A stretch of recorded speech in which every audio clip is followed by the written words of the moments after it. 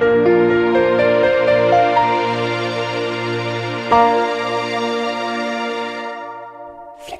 damos la bienvenida a Calgary a Orlando Viera Blanco, quien es el representante diplomático del gobierno interino de Juan Guaidó en Venezuela.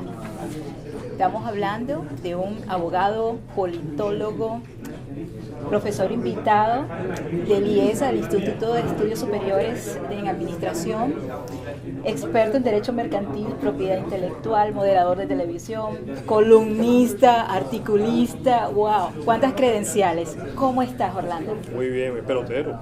¿Pelotero además? ¿Novio de la madrina? Alguna vez, sí señor. ¿Cómo estás? Muy bien, muy contento de estar aquí, muy de verdad emocionado porque Calgary es una de las ciudades que recibió a los venezolanos hace muchos años a raíz de lo que ya todos sabemos, no vale la pena repetirlo, y no había venido. Y ahora vengo en este rol, ciertamente representante diplomático, a hacer un poco de vocería y de escuchar a nuestros venezolanos que por tantos años no han tenido tampoco quien los represente.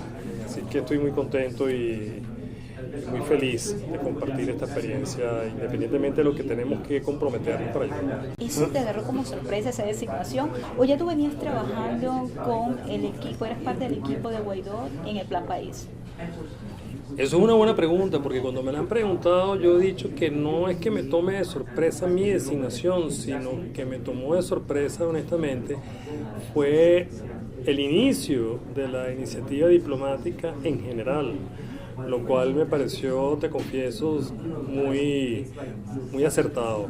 Yo vengo trabajando desde hace 4 años como asesor de la Asamblea Nacional de la Comisión Permanente de Política Exterior en materia de la agenda internacional. Obviamente he estado activamente muy cerca de nuestros actores políticos y otros líderes en Venezuela.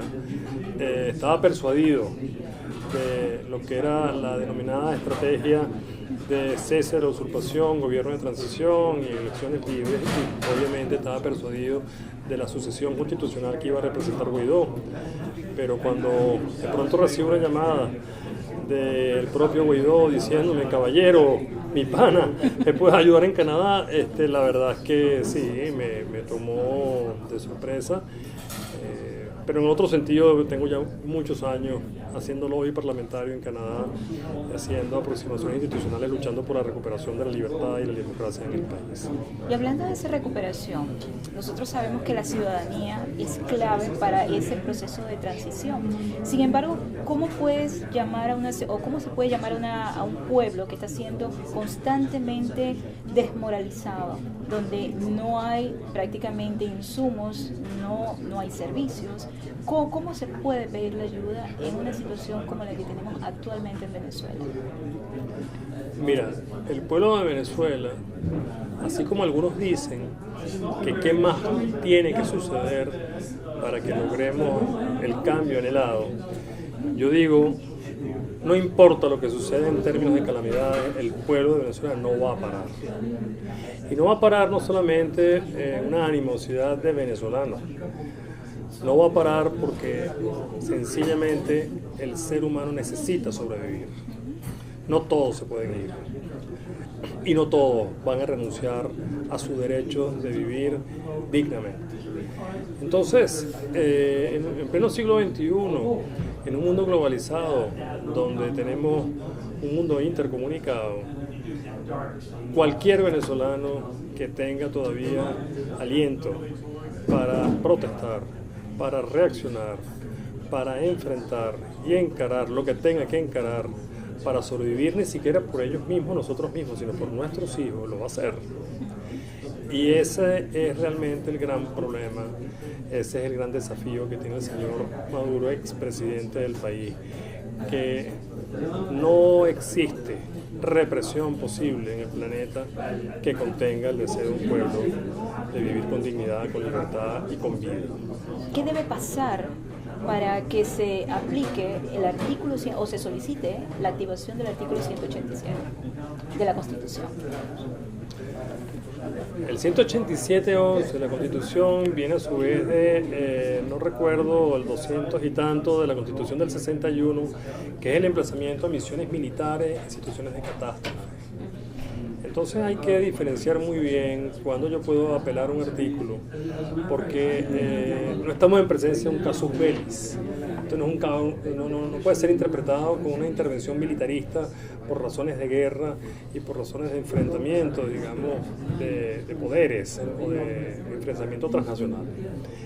Ahora, la interpretación correcta es que estamos viviendo una situación de catástrofe que puede desbordarse y que las leyes del orden público internacional prevén, en el marco de los principios de la doctrina de responsabilidad de proteger, prevenir y restituir, que deben intervenir incluso forzosamente para evitar un genocidio, un desbordamiento social, una catástrofe social y humanitaria, que es lo que está planteado en Venezuela.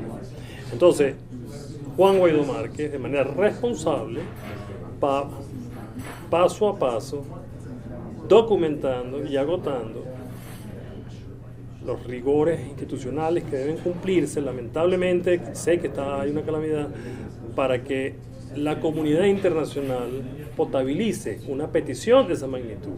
Primero, decreto de emergencia o decreto de alarma, explicando que lo que sucede en Venezuela es producto de una irresponsabilidad criminal de un gobierno cuyos latrocinios llevaron a esta situación de devastación hidroeléctrica. Dos, ¿qué medidas supone el decreto? Llamar a una coalición técnico-humanitaria que de pronto nos ayude a darle solución a un problema que día a día está causando muerte, está causando, digamos, sufrimiento y dolor en el país. Tres, no se atiende el llamado porque el gobierno la impide. Vuelve a no poder entrar una ayuda humanitaria. Vuelve a quedar el país cercado por un tirano, un pueblo indefenso que no puede a solas salir de esto, Guaidó incluido. Bueno, señores, no tengo otro remedio. Claro. Ayúdennos. Decidan ustedes cómo quieren hacerlo. A lo mejor él no llama a un auxilio estrictamente forzoso, pero la comunidad internacional sabe cómo hacerlo. Esos son los pasos. Muchos me dicen, es muy fácil decirlo, Orlando, cuando día a día nos están matando en Venezuela, pero lamentablemente tenemos que sobrevivirlo y hacia allá vamos, y quizás hacia allá vamos en los próximos días. Y la posibilidad de una coalición humanitaria de paz, no necesariamente intervención militar, ¿es posible? Totalmente. Son intervenciones, coaliciones, de pronto comisiones que vienen lideradas por relatorías del Alto Comisionado de Derechos Humanos, acompañadas de Cruz Roja, acompañadas de técnicos, ingenieros, acompañadas de todo lo que... y de un convoy humanitario. Y vigilado, obviamente, por una coalición civilista y de paz. ¿Qué pasa si en ese momento se reedita la historia de obstáculo o de ataque o de destrucción o de agresión a esa coalición? Entonces el mundo deberá repensarse la estratagema de sugerir que la solución pueda ser negociada o conversada con un régimen, por cierto, que ha demostrado que el diálogo es simple para ganar pulmón y perpetuarse en el poder. Anoche Maduro hace un llamado a los colectivos. ¿Qué lectura te da eso? Para mí la lectura es que las Fuerzas Armadas no lo apoyan del todo. Pero ¿qué lectura te da a ti eso? Debilidad. Es una lectura, además, que llaman en España cerote. Cerote es aquel guapetón que se rodea de sus colegas guapetones para generar actitudes provocadoras o incluso pendencieras, por cierto, con grupos de paramilitaristas.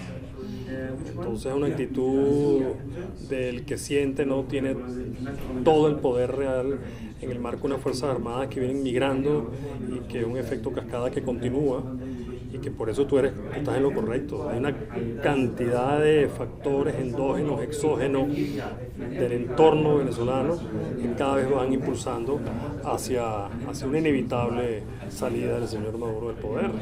Y una vez que se dé esa salida, que ya estemos en ese proceso de cambio en Venezuela, ¿cómo podemos los venezolanos que estamos afuera, los venezolanos aquí en Canadá, cómo podemos integrarnos a esa reconstrucción? Bueno, hay múltiples maneras. Lo primero es desmontar nuestros propios mitos y desmontar nuestras propias a veces creencias de que no hay retorno, de que las generaciones jóvenes no vuelven, de que hubo una fuga de talento, de que Venezuela se recuperará en 20 años porque se perdieron los valores. Lo primero es cambiar el discurso, porque no es verdad, porque no es verdad. Los pueblos, cuando son reordenados y reorganizados, cuando las calles son reseñalizadas y los semáforos funcionan, cesa la anarquía y se conducen por la vía rápida, por la vía lenta y se paran en rojo, y si no se paran y cuando hay rule of the law y te sancionan y te multan, la gente se empieza a parar. Exacto. Entonces el ser humano no es que sea irrestituible, no es que nosotros perdimos nuestros valores, la decencia del venezolano está ahí, está intacta. Nos han desplazado en medio de la anarquía, la violencia y el caos. Pero cese, no solamente de la usurpación, sino de la anarquía y el caos, como sucedió en Medellín, como sucedió en ciudades como Bogotá, como ha sucedido en países norafricanos. Venezuela vivirá el momento de alumbramiento más hermoso, más eficiente, más potente que ha vivido nación alguna en Latinoamérica, como ninguna nación en Latinoamérica vivió la devastación que vivió Venezuela. Entonces es proporcional una cosa a la otra. La devastación va a ser proporcional a la recuperación, pero entonces nosotros tenemos que cambiar el discurso. A Venezuela se la llevó quien la trajo. Los talentos no regresarán. Olvídate, Orlando, la gente ya no regresa. Pues no es verdad. La ansiedad de retorno, y los estudios lo demuestran, es absoluta. Los venezolanos que tienen los últimos 3 años, que han migrado, que son más de 3 o 4 millones, tienen una ansiedad de irse al día siguiente de un nuevo cambio de modelo de poder y a luchar por defender ahora sí su democracia y su restauración republicana. El amor por un país no cesa y lo hemos transmitido muy bien a nuestros hijos. Cambiemos. Entonces, ¿qué tenemos que hacer desde Canadá, desde Noruega, desde Oslo, desde Europa, desde donde nos encontremos, desde Argentina, desde la Patagonia, desde Australia? Cambiemos el discurso sobre nosotros mismos. ¿No sabes lo que yo pienso? Que tuvimos la oportunidad de salir a tantas ciudades en el mundo y de experimentar de primera mano cómo se vive bien. Además tenemos un idioma extra que lo vamos a llevar, de vuelta a Venezuela. Eso es. Eso es lo que pienso. Por ahí estamos ya empezando, vamos bien. Vamos bien, y juntos. Y juntos. Muchísimas gracias, Orlando. Unas palabras finales para toda la audiencia que te está escuchando. Bueno, en línea lo que hemos hablado hoy, cuando me dicen esto, yo siempre recurro a unas palabras que una vez el padre Chu, padre bellísimo de Fe y Alegría, cuando me vio un poco pesimista y me vio un poco como en actitud derrotista, me dijo: Orlando, hay que creer, hay que confiar, hay que creer en nuestros líderes, hay que creer en el sacrificio que está llevando a cabo Juan Guaidó, tú misma, todos nosotros en la diáspora y a lo interno de Venezuela. Y solamente creyendo, solamente confiando en ese liderazgo se logran las cosas, porque el momentum no lo vamos a perder. Exacto. No lo podemos perder. Entonces mi último mensaje es: hay que creer, hay que confiar, estamos en manos de un liderazgo bueno, muy en línea, como ha sido incluso el liderazgo que en años anteriores ha luchado tanto. Sigamos con ese voto de confianza y no soltemos la barra. Ese es mi mensaje. Muchísimas gracias y éxito en tu gestión. Gracias a ti por la entrevista. Seguimos. Venga.